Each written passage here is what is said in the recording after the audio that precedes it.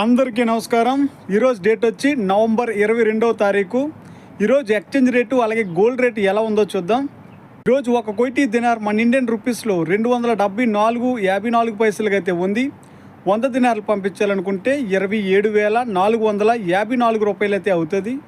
Gold విషయానికి వస్తే మొన్న లాస్ట్ వారం అంటే 15వ తారీఖు శుక్రవారం కొనుక్కున్న వాళ్ళు అయితే ఈరోజు చాలా హ్యాపీగా ఫీల్ అవుతూ ఉంటారు.